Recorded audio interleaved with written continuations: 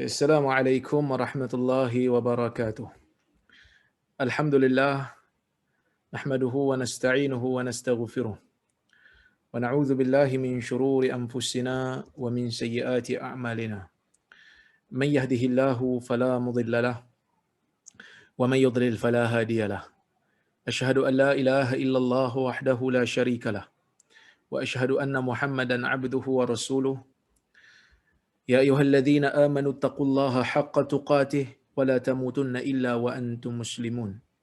يا أيها الناس اتقوا ربكم الذي خلقكم من نفس واحدة وخلق منها زوجها وبث منهما رجالا كثيرا ونساء واتقوا الله الذي تساءلون به والأرحام إن الله كان عليكم رقيبا يا أيها الذين آمنوا اتقوا الله وقولوا قولا سديدا يصلح لكم أعمالكم ويغفر لكم ذنوبكم ومن يطع الله ورسوله فقد فاز فوزا عظيما فإن أصدق الحديث كتاب الله وخير الهدي هدي محمد وشر الأمور محدثاتها وكل محدثة بدعة وكل بدعة ضلالة أما بعد muslimin dan muslimat yang dirahmati oleh Allah Subhanahu wa taala sekalian. Alhamdulillah pada malam ini kita dapat bersama-sama sekali lagi berhimpun di atas talian ini untuk kita sambung perbincangan kita menggunakan buku Hamka, buku Tadabbur Hikmah Juzuk Amma daripada karya Buya Hamka, yang mana ini merupakan kuliah kita yang ketiga atau keempat, kalau tak silap saya, yang kita lakukan insya-Allah sebanyak 2 kali sebulan insya-Allah. Jadi kita tengok pada surah yang baru yang kita akan baca pada juzuk amma ini insya-Allah, surah Nazi'at.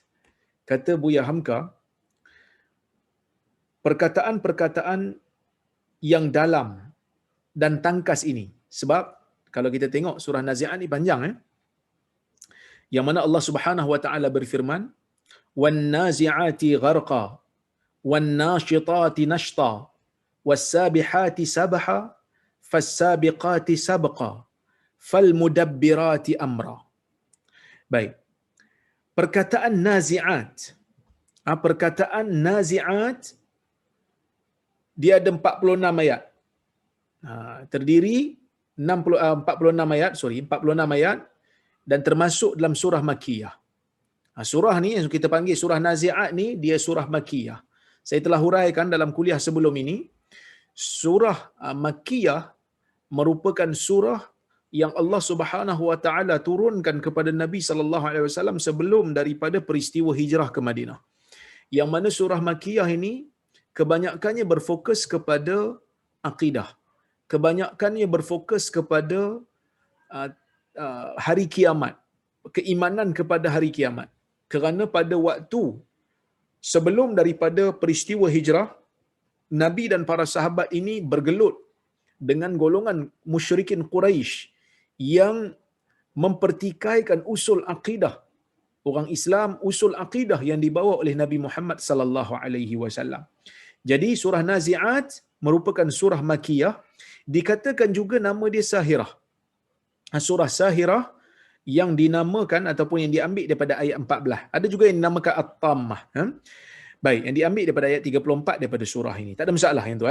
Tapi dia dikenali lebih jelas ataupun lebih masyhur dengan nama An-Nazi'at. Baik, perkataan Nazi'at, bila Allah Ta'ala kata wan-nazi'ati gharqa. Wan-nazi'ati gharqa ni ada banyak makna di sisi ulama tafsir. Ada pelbagai tafsiran di sisi ulama tafsir. Sebab itu Buya Hamka dia mulakan tafsir dia kata perkataan-perkataan yang dalam dan tangkas ini berbagai ditafsirkan oleh ahli-ahli tafsir. Berbagai ditafsirkan oleh ahli-ahli tafsir. Jangankan tafsir-tafsir lama, sedangkan tafsir Indonesia yang dikarang di zaman kita ini pun berbeza menafsirkannya. Maksudnya, kalau kita tengok dalam tafsir-tafsir ulama yang silam, tafsir ulama-ulama Arab yang dulu-dulu, mereka berbeza pendapat tentang maksud An-Nazi'at. Masuk juga, kalau kita masuk tafsir-tafsir ulama Indonesia di zaman Buya Hamka, pun juga berbeza pendapat tentangnya. Ya, apa yang dimaksudkan dengan an-nazi'at? Baik. Menurut pilihan masing-masing, dia kata di zaman kita ini pun berbeza menafsirkannya menurut pilihan masing-masing, menurut dasar yang diyakini. Hasan dalam Al-Furqannya mengertikan ayat-ayat ini ialah dari hal keadaan bintang-bintang di langit. Ada orang yang mentafsirkan maksud nazi'at ialah bintang-bintang. Bintang yang bergerak laju. Bintang yang bergerak laju. Itu maksud nazi'at. Menurut sebahagian ulama tafsir. Dia kata sebab itu ayat yang pertama beliau ertikan, perhatikanlah bintang-bintang yang beralih dengan cepat. Ini tafsir Al-Furqan. Pengarang dia mengatakan maksud nazi'at bintang yang berjalan dengan pantas. Bintang yang berjalan dengan cepat. Yang kita semua tahu, tuan-tuan dan puan-puan rahmati Allah sekalian, di dalam semesta kita ni semua bergerak. Planet-planet, bintang-bintang ni bergerak. Sebab itu kalau kita tengok di dalam Al-Quran, ya, dia ada satu ayat. Allah Subhanahu Wa Taala memberikan kita isyarat. Sebenarnya banyaklah isyarat dalam Al-Quran ini yang menunjukkan tentang mukjizat saintifik. Memang ada. Kerana apa? Kerana Allah Subhanahu Wa Taala nak berikan kita yang hidup di zaman obses dengan sains ni, Allah Ta'ala nak tunjuk kepada kita tentang keajaiban Al-Quran. Antaranya, fala uqsimu bimawaqi'in nujum. Kan? Awas fala uqsimu bimawaqi'in nujum. Allah Subhanahu Wa Ta'ala bersumpah dengan tempat bintang. Mawaqi' nujum tu tempat bintang. Apa maksud tempat bintang? Antara ulama yang mentafsirkan dengan tafsiran yang selari dengan fakta saintifik hari ini, dia mengatakan, antaranya Dr. Zaghlul An-Najjar, seorang ulama besar yang banyak menceritakan tentang mukjizat saintifik ni di dalam Al-Quran dan Sunnah ni, daripada Mesir dia ni. Dia mengatakan bahawasanya bila Allah Ta'ala kata dia bersumpah dengan tempat bintang, 1400 tahun dulu, waktu ayat tu turun, seolah-olah nak beri isyarat kepada kita pada zaman ni, bahawasanya Quran tu selari dengan pembuktian saintifik. Kerana bintang yang kita tengok hari ni, tuan-tuan dan puan-puan, kalau tengok bintang di langit, kalau kita tengok hari ni punya bintang, dia ada cahaya bintang. Dan cahaya tu sebenarnya bintang tu dah tak ada dah kat situ. Kalau kita tengok bintang malam ni, katalah tempat kita cerah, dekat Tanjung Malim ni hujan. Kan? Petang tadi hujan, mungkin awan banyak je tak nampak bintang. Tapi kalau kita langit kita cerah, kita tengok bintang, bintang yang kita tengok pada malam ini, sebenarnya bintang tu dah tak ada dah kat situ. Yang kita nampak cuma cahayanya yang baru sampai kat kita kerana bintang terlalu jauh daripada tempat kita. Jadi cahaya mengambil masa yang lama untuk sampai pada kita. Jadi ini merupakan isyarat tentang mukjizat saintifik. Quran yang diturunkan kepada Nabi SAW, seorang yang tidak pernah menelaah kitab-kitab ahli kitab sebelum ini. Seorang yang tidak boleh membaca pun. Seorang yang buta huruf. Tiba-tiba bawa satu ayat yang hanya diketahui pemahamannya dengan sebenar pada zaman di mana sains telah berlaku secara pesat, iaitu pada zaman moden kita hari ini. Baru kita faham, oh kenapa? Sebenarnya zaman dulu pun faham juga. Tapi kenapa bersumpah dengan tempat bintang? Rupanya sebab kita tak nampak bintang tu dah. Tak nampak bintang tu secara langsung. Kita nampak cahayanya yang baru sampai. Bintang tu mungkin dah mati dah. Bintang tu mungkin dah bergerak pergi ke tempat yang lain. Okey, baik. Zainuddin Hamidi dan Fakhruddin mengertikannya demi yang mencabut dengan keras. Demi yang mencabut dengan keras. Maksud Tuhan bersumpah. Dalam ayat ni bila Tuhan kata wan nazi'ati gharqa. Ya. Demi, maksudnya Tuhan bersumpah dengan nazi'at. Okey.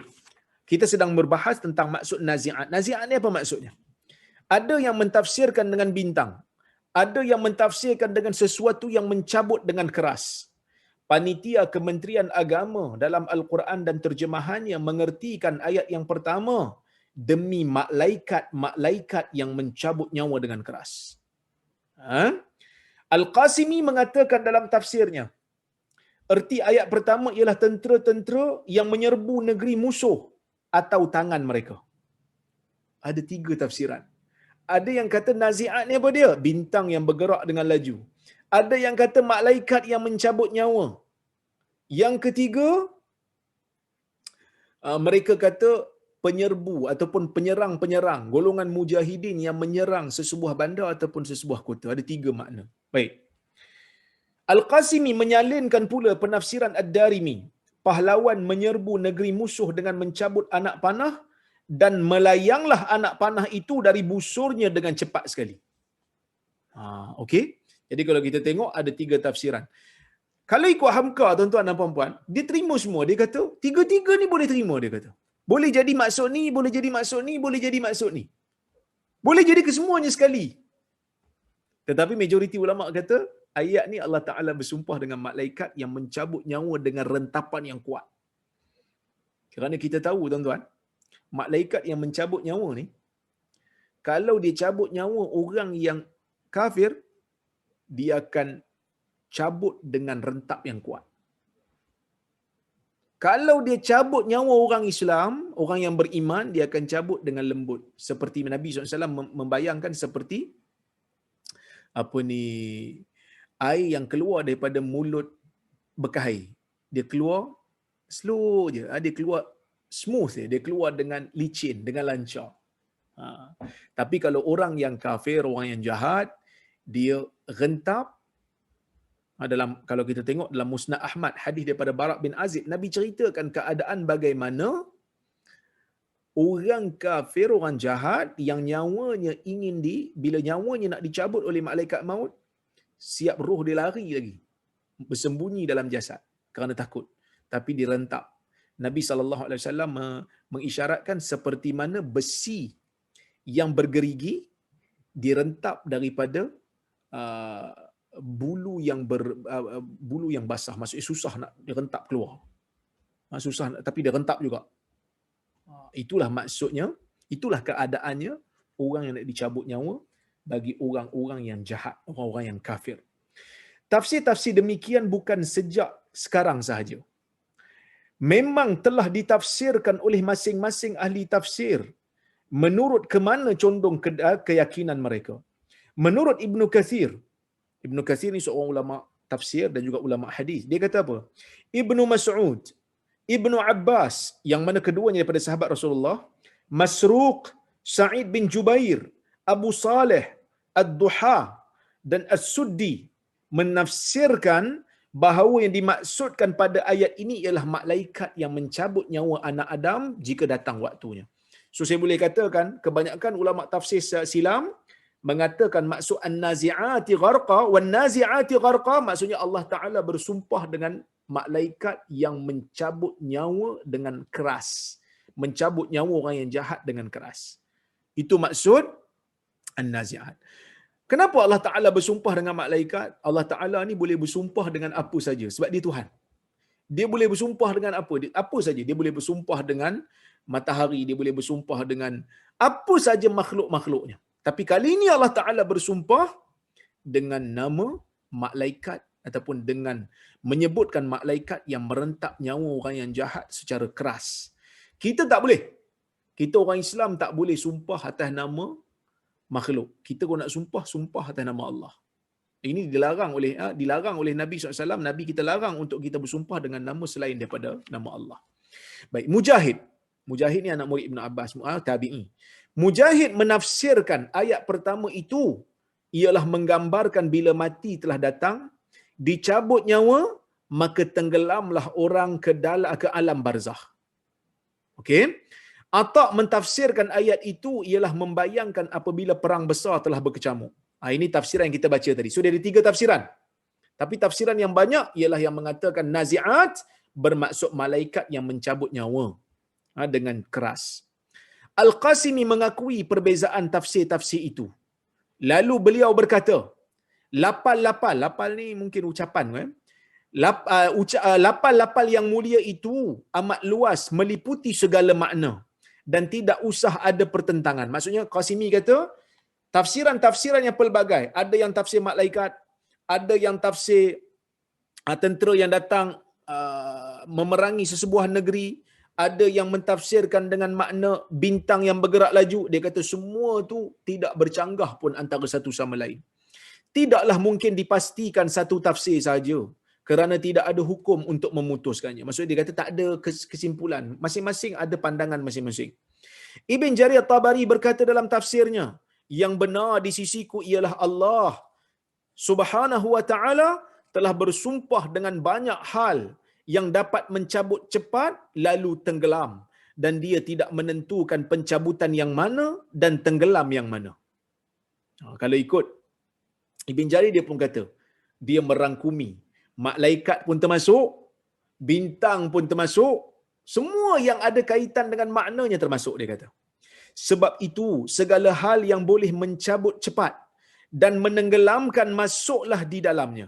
Maksudnya semua yang ada kaitan dengan makna lafaz bagi perkataan ni boleh masuk dalam tafsir ni. Itu keistimewaan Quran, tuan-tuan. Kan, itu keistimewaan Quran. Dia boleh masuk, dia boleh menerima pelbagai makna, sedangkan kalam tu kalam yang sikit. Ini mukjizat Al-Quran, ya. Baik. Maka baik malaikat-malaikat atau bintang-bintang ataupun panah yang dicabut dari busurnya lalu melayang dengan cepat, tenggelam pada sasaran ataupun yang lain. Mana yang sifatnya begitu, masuklah di dalamnya. Ini disebutkan oleh Al-Imam At-Tabari di dalam tafsirnya. Berdasarkan kepada jalan luas yang dibuka, baik oleh Qasimi penafsir zaman kita atau Ibn Jarir At-Tabari penafsir zaman dulu, dapatlah kita pakai kesemuanya itu. Ini Hamka punya style dalam tafsir. Perkataan Nazi'at, dia kata semua yang ada ciri-ciri yang cabut dengan cepat lepas tu tenggelam termasuk. Panah boleh masuk. Itu panah ni maksudnya tentera lah. Yang menyerbu masuk sebuah negara pakai panah lah. Yang mencabut dengan laju, yang melepaskan anak panah dengan laju, masuk juga malaikat, masuk juga bintang-bintang yang laju. Kita jadikan dia penafsiran menarik perhatian kita kepada bintang-bintang yang bertebaran di langit, yang cepat sekali beralih daripada satu tempat ke tempat yang lain, yang selalu berpindah dan selalu beredar, berlumba laju. Kerana bintang memang bergerak. Bumi bergerak, matahari bergerak, bintang-bintang yang lain semua bergerak. Bila Allah Ta'ala kata fal mudabbirati amra, dan sama sekali itu diatur oleh pengatur yang ditentukan oleh Allah Subhanahu wa Ta'ala, maka tersebutlah bahawasanya pengatur perjalanan cakrawala itu ialah malaikat Mikail. Malaikat Mikail yang mengatur perjalanan alam ini, dengan dia menerima arahan daripada Allah. Dan boleh pula kita tafsirkan bahawa yang dimaksudkan ialah malaikat yang ditugaskan Tuhan bekerja cepat. Dia kata boleh jadi Mikail, boleh jadi malaikat lain yang menjalankan boleh menjalankan tugas dengan cepat. Ya, secepat perjalanan cahaya. Kerana malaikat itu sendiri diciptakan oleh Allah daripada cahaya. Kerana malaikat itu sendiri memang terjadi daripada cahaya. Sebagai tersebut dalam sebuah hadis yang kita salinkan dalam juzuk yang ke-15. Memang ada hadis Nabi SAW menyebutkan bahawasanya malaikat itu diciptakan daripada cahaya. Sebab itu pergerakan malaikat itu sangat laju. Maka adalah malaikat itu dengan cepat sekali mencabut nyawa manusia bila ajalnya telah datang. Sebagai maksud daripada wan nazi'ati gharqa. Kenapa malaikat, kalau katalah tafsir malaikat itu yang betul, kenapa malaikat itu dipanggil sesuatu yang bergerak laju? Malaikat itu dipanggil sebagai sesuatu yang bergerak laju kerana malaikat itu diciptakan daripada cahaya yang memang cahaya itu bergerak laju. Kalau kita tengok hari ini, kalau kita belajar sains, tuan-tuan dan puan-puan rahmati Allah Subhanahu wa Ta'ala sekalian, benda yang diketahui teramat laju yang kita tak boleh nak tandingi pada waktu ni adalah kelajuan cahaya lah. Kelajuan cahaya tu yang laju. Baik, yang paling laju sekali. Demi yang mencabut cepat. Dan sesuatu dan yang selalu berpindah daripada satu bahagian alam kepada bahagian alam yang lain guna membahagi-bahagikan hujan dan panas dan peredaran musim sebagai maksud dari wan nasyitati nashta, dan yang selalu berpindah. Ada yang beredar lekas dari maksud daripada wasabihati sabha. Maksud wasabihati sabha, demi yang beredar dengan laju, menyampaikan permohonan manusia kepada Allah sebagai tersebut dalam hadis, ada malaikat penjaga siang dan ada penjaga malam yang berganti datang ke dunia menjaga amalan manusia, dan ada yang berlumba laju sebagai maksud fasabiqati sabqa, yang berlumba maka ataupun demi yang berlumba laju, fasabiqati sabqa, sehingga sehari dalam perhitungan kelajuan malaikat itu sama dengan 50,000 tahun perhitungan kita manusia. Kalau kita tengok dalam surah Ma'arij, Allah Ta'ala sebut begitu. Ya? Baik. Atau sehari hitungan di sana sama dengan 1,000 tahun hitungan kita di sini. Dan ada yang mengatur perjalanan itu menusuk garis yang ditentukan Allah sebagai maksud daripada fal mudabbirati amra, maka yang mengatur pemerintah. Baik, iaitu malaikat Mikail. Semuanya ini diambil menjadi sumpah oleh Allah Subhanahu Wa Taala. Allah Taala bersumpah dengan nama-nama ni, dengan benda-benda ni, iaitu dengan malaikat yang agung. Semuanya ini diambil menjadi sumpah oleh Allah. Artinya agar kita perhatikan, guna untuk menambah iman. Untuk apa menambah iman? Ya?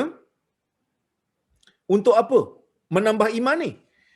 Kerana kalaulah malaikat yang berkelajuannya laju, yang besar dengan sayap yang pelbagai, yang dicipta oleh Allah, yang taat, boleh taat kepada Allah, ataupun kalau kita maksudkan bintang yang begitu besar, bintang yang boleh menyala begitu lama tanpa memerlukan apa-apa cas daripada kita. Kita kalau pasang lampu perlu elektrik. Kalau nak pasang, kalau elektrik tak ada, perlu api pembakar untuk membakar, perlu minyak, perlu bateri. Allah Azza wa Jal menjadikan bintang itu bercahaya dan bintang itu tidak berhenti bercahaya. Kalau bintang ini dengan kebesarannya, fizikalnya boleh tunduk kepada Allah, malaikat boleh tunduk kepada Allah, manusia juga sama. Apakah lagi alasan yang ada pada manusia untuk tidak beriman dan tunduk kepada Allah Azza wa Jal? Ini merupakan satu benda yang kita kena tadabbur, kita kena fikir. Diri kita yang kerdil, diri kita yang kecil, nak dibandingkan dengan bintang-bintang yang besar, nak dibandingkan dengan malaikat yang begitu agung ciptaannya, yang begitu besar ciptaannya, jauh kita kecil. Maka tak perlulah kita ni untuk bangga diri, untuk sombong, untuk tidak tunduk kepada Allah Subhanahu Wa Taala. Maka sebab itu kata Buya Hamka, kalau tafsirnya itu ialah bintang, maka insaflah kita bahawa di atas dari bumi tempat kita berdiam ini ada lagi bintang-bintang yang lebih besar daripada bumi, dan sangat cepat peredarannya semuanya tunduk kepada ketentuan Allah, dan ada yang diperintah Tuhan untuk mengaturnya. Bintang yang besar taat pada Allah. Apa alasan kita yang kecil untuk tak taat kepada Allah? Apa alasan kita yang kecil untuk takabur pada Allah? Dia macam inilah. Kita hari ni kita tengok, kita dekat saya kat Tanjung Malim. Saya kat Tanjung Malim, nampaklah saya ni.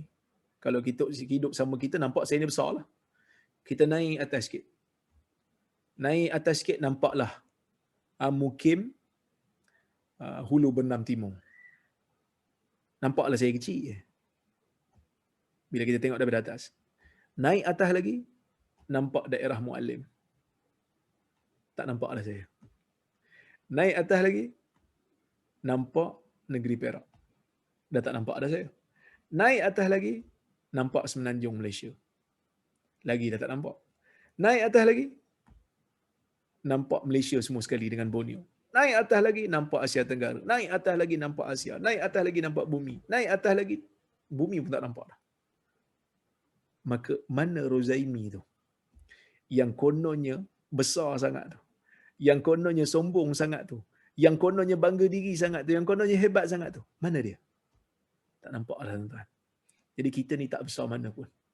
Maka sebab itu tak perlulah untuk kita sombong, Tak perlu untuk kita besar diri, tak perlu untuk kita bangga diri. Kerana kita ni adalah makhluk yang sangat kecil, yang sangat kerdil. Kalau kita tengok semut tu kecil, kita ni daripada matahari entah berapa banyak, mungkin tak nampak kecil lagi daripada semut. Kalau kita tengok daripada matahari lah. Kan? Jadi, kecil sangat. Kalau yang dimaksud itu ialah malaikat, agar insaflah kita, bahawa di samping yang jelas kelihatan di mata ini, ada lagi makhluk-makhluk lain sebagai tentera Tuhan, dan tidak seorang pun yang tahu berapa jumlah dan di mana bersembunyi tentera-tentera Allah itu. Ini satu benda lah. Maksudnya, kalau maksudnya bintang, kita kena akur. Bintang besar pun boleh tunduk pada Allah. Tapi kalau maksudnya malaikat, ialah malaikat pun besar juga. Kalau kita tengok dalam hadis, Nabi SAW kata, Jibril kalau dia turun, kalau Jibril ni turun ke dunia, tutup habis ufuk bumi ni. Tu Jibril lah. Tu satu, dia pun taat pada Allah walaupun dia besar. Dan dia tu kita tak nampak. Kita duk jangka, kita kalau nak lawan dengan tentera yang kita tak nampak, kita takut tu. Sebab kita tak nampak dia. Tentera Allah memang tak dapat dilihat dengan mata kita. Allah Ta'ala hantar malaikat-malaikat. Allah Subhanahu Wa Ta'ala hantar malaikat sebagai tentera-tentera Allah, menjalankan segala arahan Allah. Jadi sebab itu kita tak ada pilihan melainkan kita kena kembali beriman kepada Allah. Kerana kekuasaan Allah Ta'ala ini melebihi berkali-kali, beribu-ribu, berjuta kali ganda daripada kemampuan yang kita ada. Sebab itu tuan-tuan, manusia ni kecil sangatlah. Sebab itu kita pelik kalau ada di kalangan manusia yang masih lagi nak merasa sombong. Tak layak pun manusia ni nak sombong. Allah Ta'ala haramkan kesombongan ke atas manusia. Kerana manusia ni tak boleh untuk sombong pun. Tak layak untuk sombong. Kesombongan itu adalah hanya untuk Allah Azza wa Jalla. Allah aja yang boleh bersifat takabur. Kerana itu layak untuk Allah. Kita manusia yang sangat kerdil, yang sangat kecil, nak lawan dengan malaikat pun kita tak mampu. Malaikat pun kita tak mampu nak tengok. Usah kata malaikat yang kita tak mampu nak tengok. Hari ni kita tengok apa pun, kita tengok atas bantuan mata yang Allah Ta'ala bagi kat kita secara percuma. Kita dapat tengok satu benda apabila ada cahaya yang Allah Ta'ala berikan kita pakai secara percuma. Jadi tuan-tuan, di manakah yang kita kata kita berhak dan layak untuk sombong? Di manakah yang kita rasa kita ni mampu untuk mengatakan aku tak perlu kepada Allah, aku tak perlu lagi arahan Allah? Tak ada ruang tuan-tuan. Kita kena kembali semula kepada Allah, laksanakan tuntutan Allah, terus menjadi hamba yang taat kepada Allah. Kemudian Allah Subhanahu wa taala sambung ayat, yauma tarjufur rajifah tatba'uha ar-radifah qulubun yawma idzin wajifah absaruha khashi'ah yaquluna inna lamarduduna fil hafirah a idza kunna idhaman nakhirah qalu tilka idzan karratun khasirah fa innama hiya zajratun wahidah fa idahum bisahirah. Ini ayat yang ke-6 sehingga ayat yang ke-14. Daripada bersumpah dengan nazi'at, dengan benda-benda yang lafaz-lafaz saya sebutkan tadi, Allah Ta'ala mengubah ayat. Allah Ta'ala menyambung ayat dengan fokus yang berbeza pula. Allah Ta'ala kata apa? Yauma tarjufur rajifah. Di hari akan bergoncang sesuatu yang bergoncang. Benda yang bergoncang akan terus bergoncang. Yang mana saya telah bacakan sebelum ini. Bagaimana Allah Ta'ala gambarkan bila berlakunya kiamat, akan berlaku goncangan yang kuat sehingga kan ibu yang menyusukan anak akan lupa anak dia. Sehingga kan orang yang mengandung akan keguguran, akan bersalin terus. Orang jadi mabuk, bukan kerana mabuk minum arak, tetapi kerana azab Allah yang sangat pedih. Ini Allah Ta'ala cerita di dalam Al-Quran dalam ayat yang pertama surah Al-Hajj. Allah Ta'ala cerita Ya, gegaran yang akan berlaku di hari kiamat itu sangat dahsyat.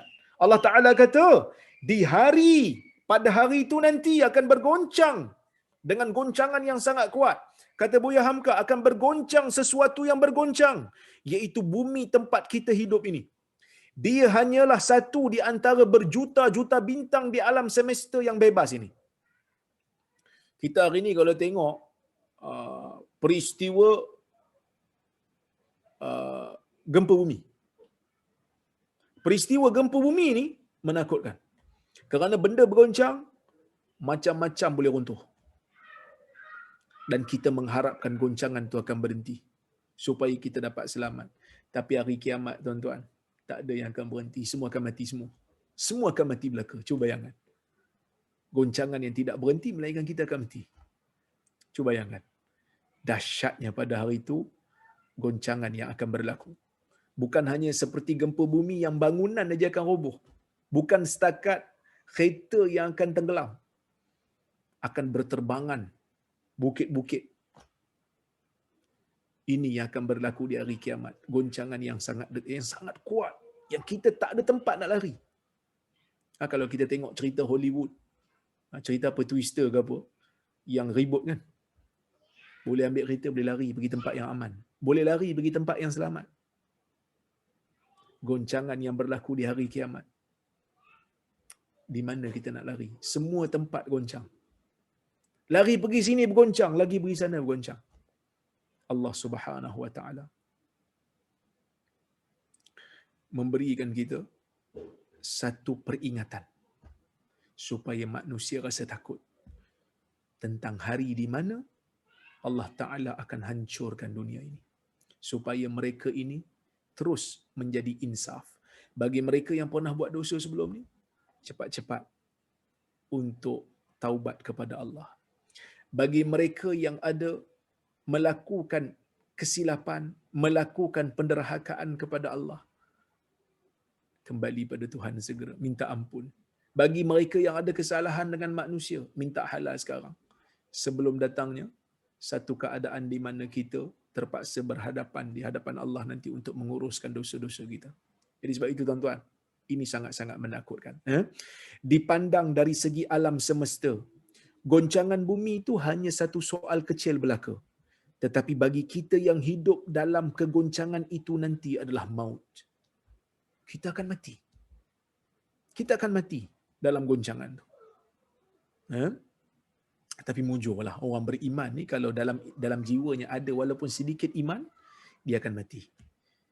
Dia akan mati seperti mana dalam hadis-hadis Nabi SAW, Allah Ta'ala akan hantar angin untuk mati. Tapi maksudnya goncangan ni akan berlaku.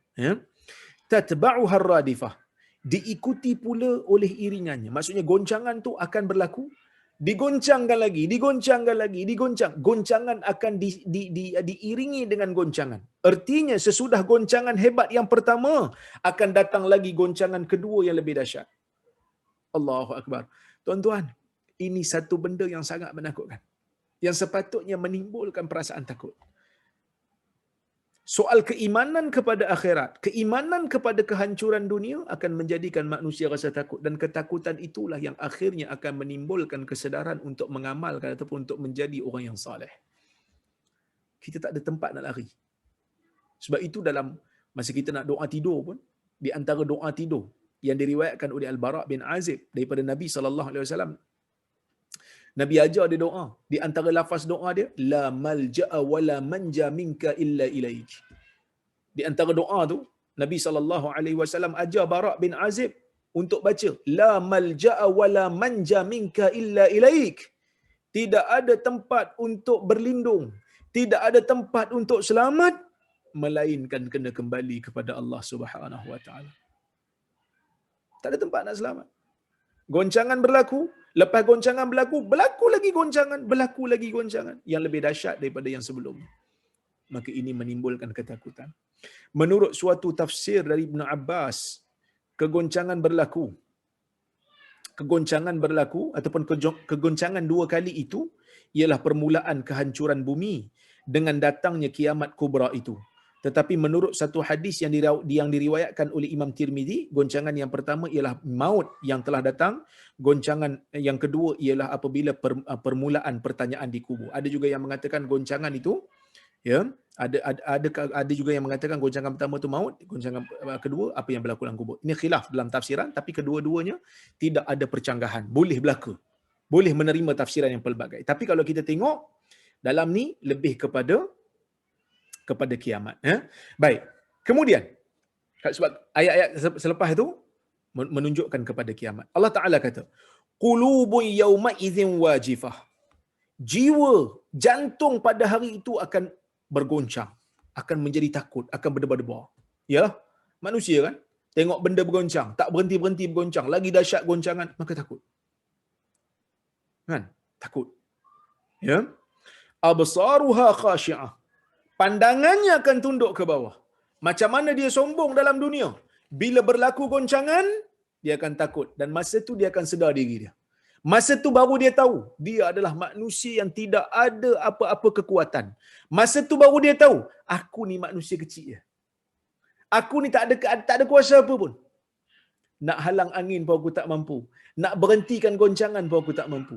Aku hanyalah manusia yang mengharapkan Allah Azza wa Jal untuk menyelamatkan diri aku. Itulah hakikat manusia, tuan-tuan. Usah kata Allah Ta'ala hantar angin, Allah Ta'ala hantar virus yang kita tak nampak ni pun, semua pakat duduk dalam rumah belaka. Hari ni Masya Allah ramai, kita ada hampir 400 orang, 399 orang dalam bilik kuliah. Sebab apa? Sebab semua pakai MCO belaka. Kan? Semua duduk dalam rumah belaka, PKP. Allah Ta'ala hantar satu makhluk yang kita tak nampak. Pening habis. Daripada Perdana Menteri pening, sampai Menteri MITI pun pening, kita pun pening. Sebab apa? Sebab Allah Ta'ala hantar satu benda yang kita tak nampak. Allah Ta'ala hantar satu benda yang kita tak nampak dan kita rasa susah hati. Bayangkan goncangan itu berlaku. Pandangan manusia, sombong macam mana pun dia, takabur macam mana pun dia, rasa berkuasa macam mana pun dia dalam dunia ni, akan tunduk. Kata Buya Hamka, hati berdebar lantaran takut dan ngeri memikirkan persoalan yang akan dihadapi setelah meninggalkan hidup yang sekarang. Takut. Takut dengan goncangan satu hal. Takut ni lepas ni apa pula Tuhan ni nak tanya aku. Kita akan pergi ke satu daerah yang tak ada lawyer akan mewakili kita. Hari ni mungkin dalam dunia, buat salah dalam dunia, kita panggil lawyer yang hebat. Kita panggil lawyer-lawyer yang hebat. Kita panggil, orang kata apa? Peguam-peguam boleh wakili kita. Untuk cakap depan hakim, kita menjadi wakil. Tapi bila pergi ke padang mahsyar, ma minkum min ahadin illa sayukallimuhu rabbuhu yaumal qiyamah.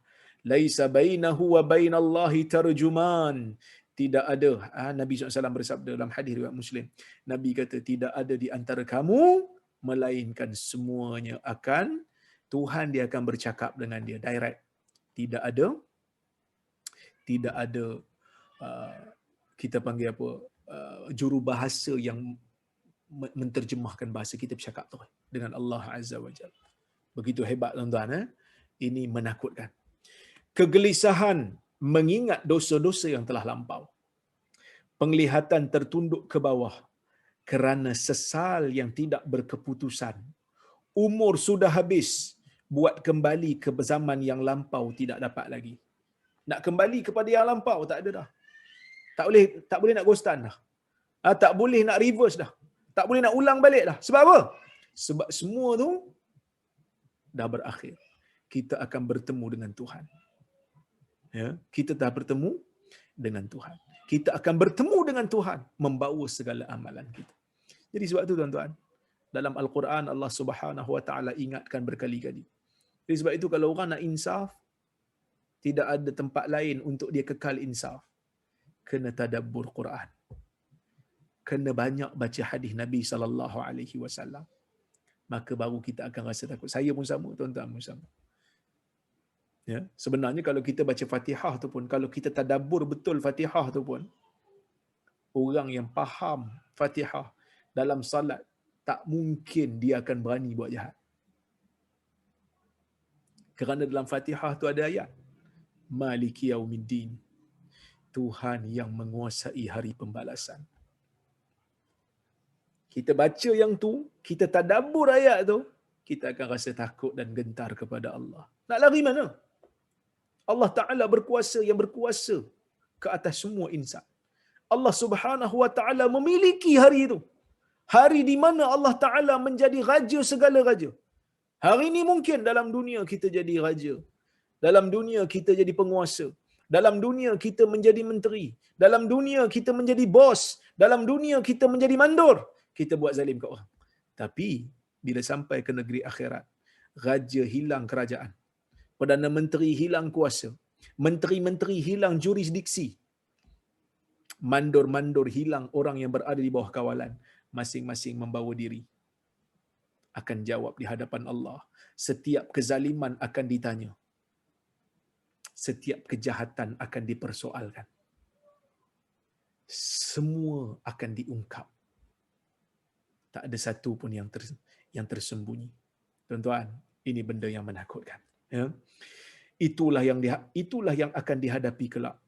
Baik berhadapan secara besar pada kiamat yang besar pula di penutup dunia ini, atau berhadapan masing-masing diri dengan kiamatnya yang kecil, iaitu maut. Kita ada dua benda yang menunggu depan kita. Yang pertama maut, yang kedua kiamat. Tapi yang maut ni, tu orang kata maut ni ataupun kematian ni kiamat kecil lah. Yang dekat dengan kita anytime. Nak tunggu kiamat yang besar ni mungkin Dajjal belum keluar, Ya'juj Ma'juj belum keluar, Nabi Isa belum keluar. Tapi ada satu lagi kiamat yang kita kena hati-hati, kena bersedia, iaitu kiamat kecil, iaitulah kematian. Yang mana tak semestinya kita hanya get ready untuk kiamat. Get ready juga untuk kiamat kecil. Ini pun termasuk dalam kiamat kecil. Sebab itu hadis Tirmizi tadi tu dia mengatakan maut. Kerana maut juga adalah salah satu daripada kiamat yang akan berlaku pada individu. Sebab itu dalam hadis Nabi SAW pernah ditanya oleh satu rombongan. Orang tu dia berumur, dia tanya Nabi. Dia kata mata sa'ah, bila kiamat? Ya, bila kiamat? Maka Nabi SAW tengok orang yang sebaya dengan Anas yang muda sikit pada masa itu. Dia kata, in ya'ish hadha falam yudrikhul haram hatta ja'akum ataupun hatta ja'akum sa'atukum. Atau kama Nabi kata, kalau budak ni hidup, dia tak akan capai umur tua melainkan kiamat kamu akan berlaku pada kamu. Kiamat kamu akan berlaku. Maksudnya apa? Maksudnya kalau budak ni tua, kalau budak ni hidup lama, tak sampai dia mati, tak sampai dia tua lagi, kamu akan mati. Kiamat kamu adalah kiamat kecil. Itu yang lebih dekat. Maka kiamat besar pun kita kena ready, kena ambil pengajaran, kena rasa takut. Kiamat kecil pun kita kena get ready. Ya? Semua tidaklah dapat dielakkan. Tak ada siapa boleh elak. Sama ada dia orang besar, orang kecil, dia akan mati. Tetapi orang yang tidak mahu percaya, yang menyangka bahawa hidup hanya hingga kini sahaja. Ada orang dia percaya, hidup ni dunia je. Alah, relax lah Ustaz. Hidup kan sekali, kita kena enjoy. Kita kata yang hidup sekali ni bukan manusia lah kot. Yang hidup sekali ni lembu lah kot. Yang kena hidup sekali ni bukan manusia. Kerana manusia, dia hidup lebih daripada sekali. Lepas dia mati, dia nak hidup lagi dalam kubur. Lepas dalam kubur, dia nak hidup lagi di mahsyar. Lepas tu dia akan hidup di syurga ataupun di neraka. Na'udzubillah.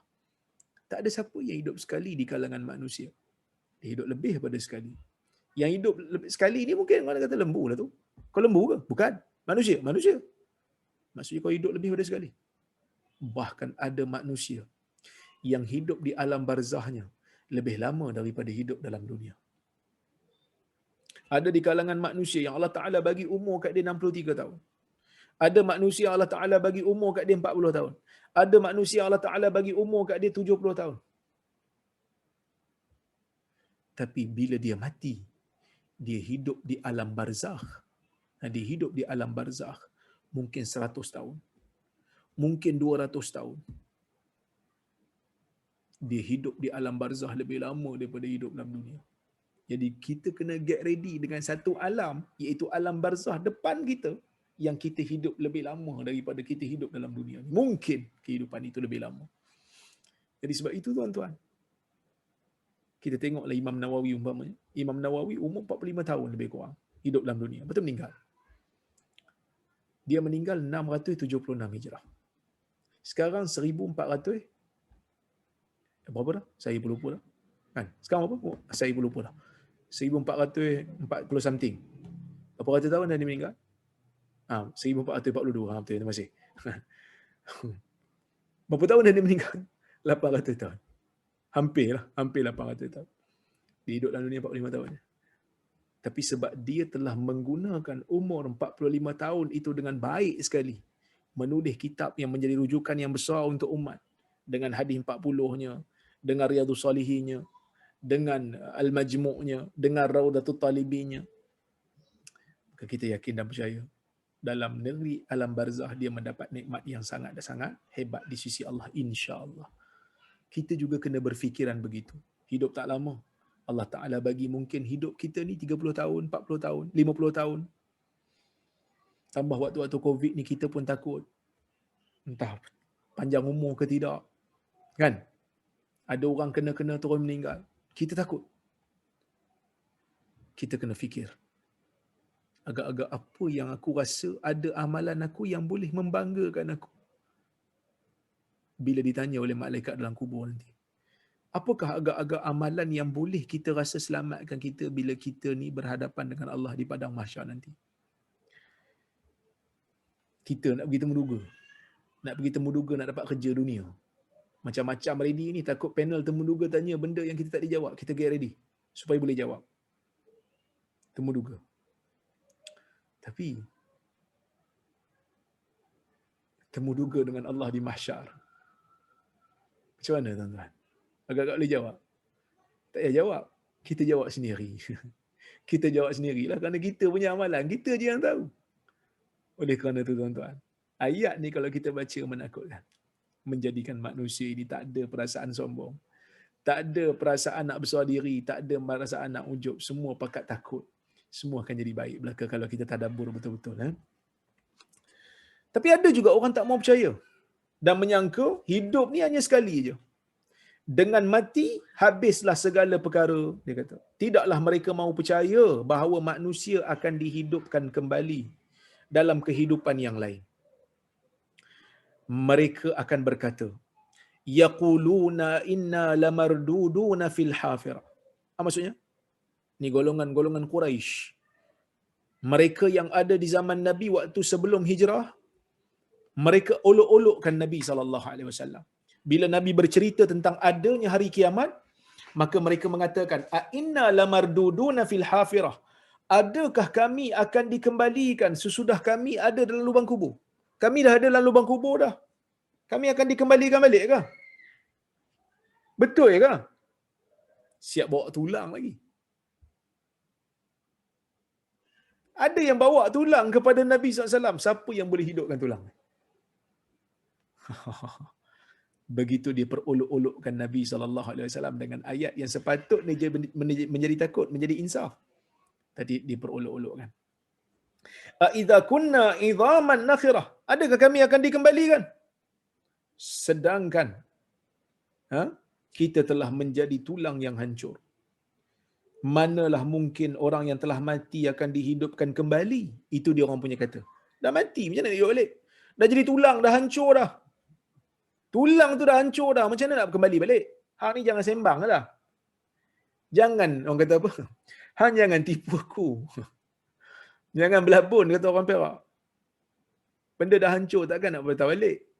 Itu orang Quraisy sebut. Tulang yang telah hancur dalam kubur akan bangun kembali dalam alam kubur lalu bertaut menjadi manusia pula.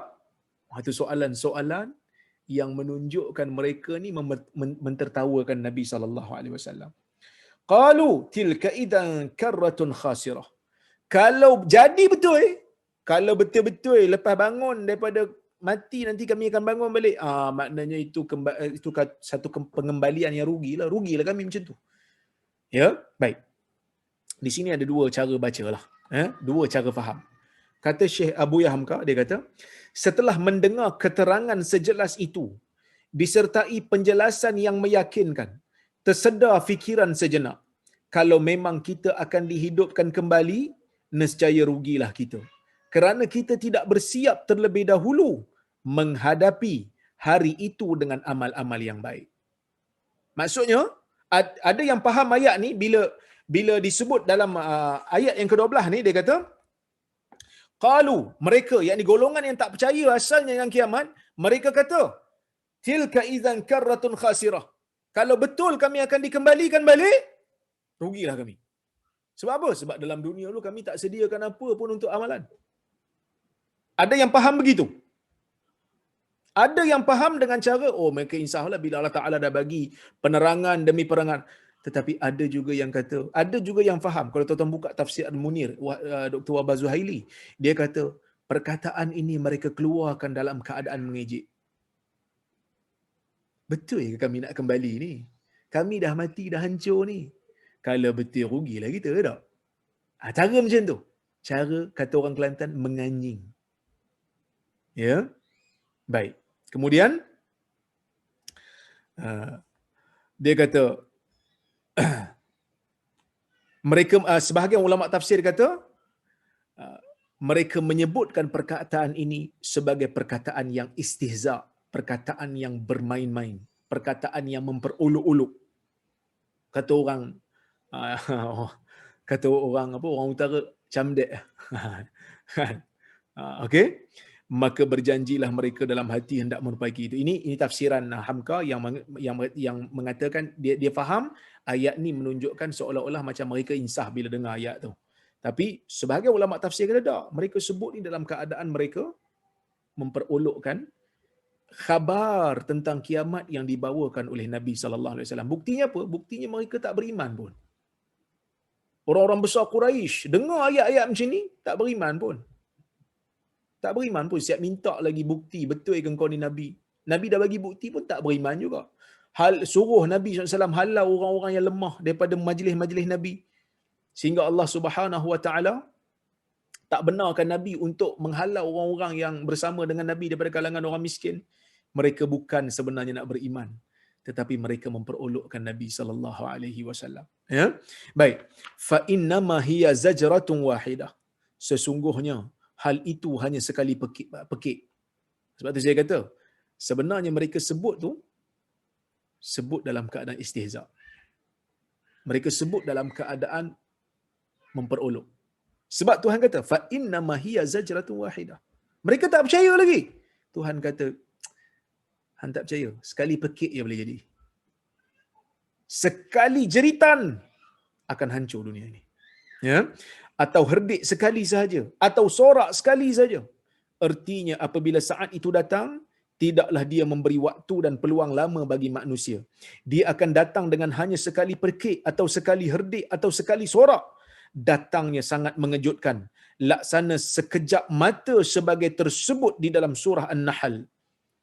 Sekejap ya, sekelip mata ya, boleh berlaku. Allah Ta'ala boleh arahkan dengan sekali saja. Apa ni, arahkan Israfil, tiupkan sangkakala, hancur. Manusia semua pekat mati. Ya, baik. Artinya, sedangkan fa idahum bisahirah, maka mereka pun berada di bumi yang tandus. Sekali pekik, mereka akan bangkit balik. Sekali pekik boleh hancur, sekali pekik lagi boleh sekali pekik mereka hancur dan terus berada, terus mati belaka semua. Artinya sedangkan manusia berlengah-lengah dan berlalai-lalai, kiamat itu pun datang dengan tiba-tiba. Ya. Dengan hanya sekali pekik atau hanya sekejap mata, keadaan berubah sama sekali, maka tersebutlah sebagai telah dibayangkan di atas tadi dan di beberapa tempat, di beberapa ayat yang lain, bahawa serunai sangkakala itu akan berbunyi 2 kali. Ada khilaf di kalangan para ulama, ada yang kata 3 kali, tapi yang rajahnya 2 kali. Iaitu bunyi yang pertama untuk mematikan sisa manusia yang masih hidup. Dan setelah semua mati, berbunyi pula serunai sangkakala pembangunkan, maksudnya membangunkan semula. Maka bangunlah manusia semuanya bersusun, bersaf untuk berkumpul di padang mahsyar. seketika dibangunkan dari bumi yang telah lain bentuknya daripada yang dahulu. Bumi yang telah hancur, bumi yang telah lebur, yang telah tandus. Hanya sampai sekian terlebih dahulu ehwal kiamat atau ehwal maut itu digambarkan dalam surah ini. Kemudian Allah Subhanahu wa taala ubah kepada cerita Nabi Musa. So, ayat lepas ni Allah Taala nak cerita kisah Nabi Musa dengan Firaun. Jadi tuan-tuan dan puan-puan rahmati Allah Subhanahu wa taala sekalian. So ayat ni kita tengok, surah ni kita tengok, dia bermula dengan menceritakan tentang Allah Taala bersumpah dengan nama-nama malaikat ataupun nama-nama bintang yang besar untuk memberikan kita satu pengajaran.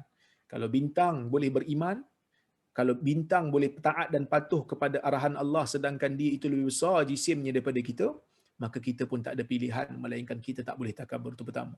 Kalau maksudnya malaikat, kita kena percaya dalam diri bahawasanya malaikat ni pun besar dan dia patuh kepada arahan Allah, apatah lagi kita yang kecil, yang kerdil ini. Dan juga malaikat ini merupakan makhluk yang kita tak nampak dengan mata kasar kita. Kita tak nampak malaikat ni dengan mata kasar dan dia sangat taat kepada Allah. Malaikat merupakan tentera Allah yang boleh untuk menghancurkan kita bila-bila masa. Dan kita tidak ada pilihan melainkan untuk insaf. Apa lagi yang ada depan kita? Yang ada depan kita adalah hari kiamat. Sama ada kiamat besar, ya, kiamat kecil. Kiamat kecil itu kematian, kiamat besar itu adalah apabila dunia ini hancur. Jadi tuan-tuan dan puan-puan rahmati Allah Subhanahu wa taala sekalian, sepatutnya dengan membaca awal daripada surah Nazi'at menjadikan orang yang nak kepada hidayah, yang nak kepada keinsafan akan menjadi insaf. Yang sombong akan berubah menjadi tawaduk. Ya. Okey. Jadi tuan-tuan dan puan-puan rahmati Allah sekalian, mudah-mudahan ada manfaat daripada apa yang saya sampaikan pada malam ini. Insya-Allah kita akan sambung semula pengajian kita berkaitan dengan kisah Allah Taala cerita bagaimana Nabi Musa berhadapan dengan Firaun.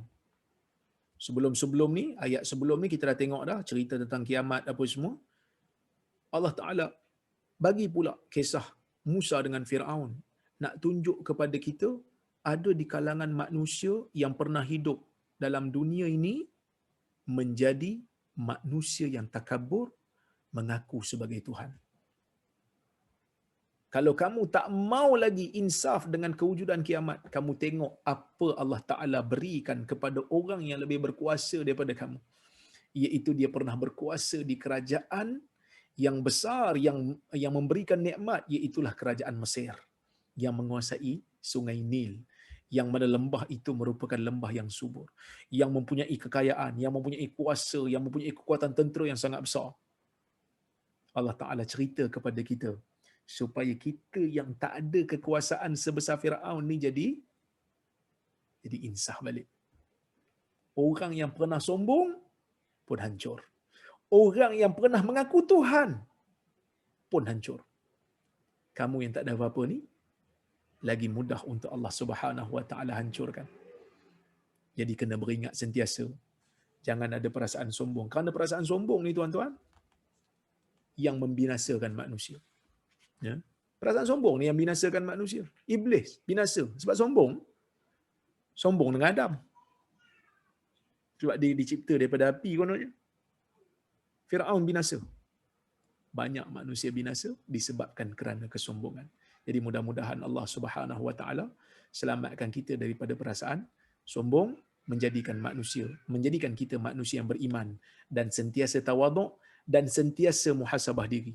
Menjadikan kita ni sentiasa memperbaiki diri daripada semasa ke semasa. Jadi ini di antara surah-surah yang Allah Subhanahu wa taala nak beri peringatan kepada orang yang selalu lawan agama, orang yang selalu bersifat sombong, orang yang selalu lupakan akhirat.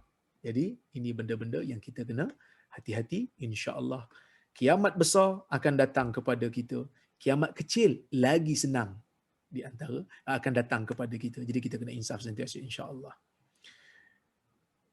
Baik, saya tengok ada soalan. Wah, masya-Allah.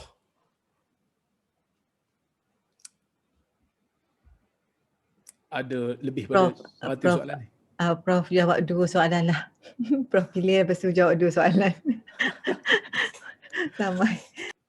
Ramai sungguh ni. Okey, saya tengok kalau ada soalan.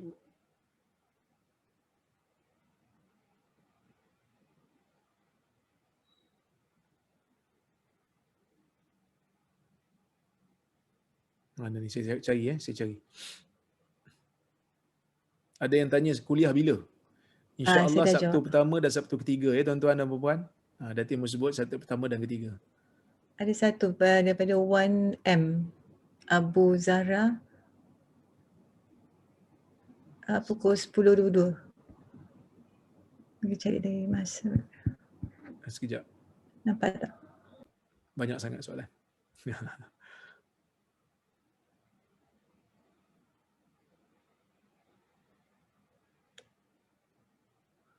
Dia kata, Assalamualaikum, Waalaikumsalam. Ada setengah amalan yang saya tengok, sekiranya seorang itu pergi haji umrah, maka kawannya yang tak pergi akan kirim gambar ukuran pasport dan minta kawannya yang pergi haji umrah tadi untuk mendoakan kawan yang tak pergi itu. Berdoa di depan Kaabah akan beroleh rezeki untuk ke tanah suci. Apa pendapat Ustaz berkenaan dengan benda ni?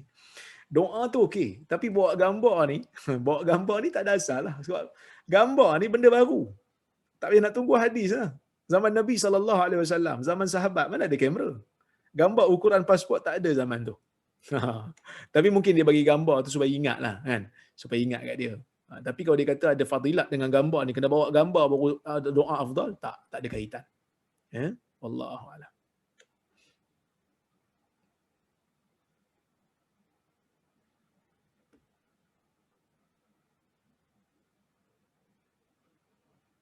Assalamualaikum Ustaz. Waalaikumsalam. Saya selalu ikut kuliah Ustaz di YouTube dan sebagainya. Saya sayang Ustaz kerana Allah. Ahabbakallah. Moga Allah sayang saudara.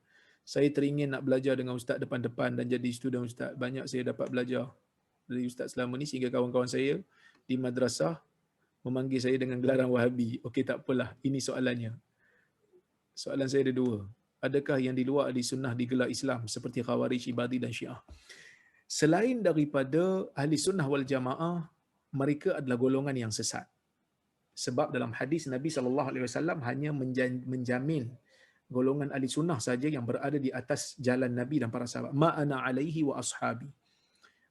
Jalan yang aku dan sahabatku berada di atasnya, itulah jalan ahli sunnah wal jamaah. Berpegang kepada Al-Quran dan sunnah Nabi SAW mengikut kepahaman para salaf. Tapi adakah golongan yang bukan ahli sunnah, Khawarij, Ibadi, Syiah dan sebagainya ini terus menjadi kafir? Tak. Kita kena tengok case by case. Tetapi mereka sesat. Semua yang bukan ahli sunnah sesat, tetapi bukan semua yang sesat itu kafir. Ada yang kafir, ada yang tidak kafir. Tapi tengoklah tahap kesesatan mereka tu macam mana. Ya.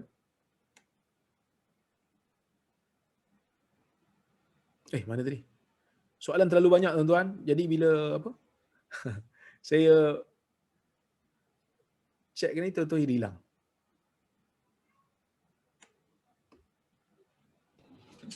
Assalamualaikum warahmatullahi wabarakatuh. Last saya ambil soalan last sebelum kita berhenti hari ni. Benarkah semasa berlaku goncangan cuma ada manusia yang kafir, orang beriman telah dimatikan awal? Begitu yang disebut di dalam zahir hadis, yang mana sebelum daripada berlakunya kiamat akan keluar angin, yang mana angin tu akan datang daripada arah Syam, yang mana semua orang yang beriman, yang ada iman di dalam jiwanya walaupun kecil, walaupun sebesar zarah, bila hidu angin tu akan meninggal dunia. InsyaAllah. Jadi insyaAllah kita jumpa pada minggu yang akan datang, 2 minggu lagi. Terima kasih kepada Datin Aliyah, kepada Hajah Hili, kepada semua tim Tafakuh yang menganjurkan kuliah pada malam ini. Alhamdulillah. Terima kasih banyak. Saya minta maaf kalau terkasar bahasa tersilap kata. Minta maaf soalan banyak tak dapat nak jawab. Banyak sangat ni. InsyaAllah kita jumpa pada lain masa. Aqulu qawli hadha wa astaghfirullahal azim li wa lakum. Assalamualaikum warahmatullahi wabarakatuh.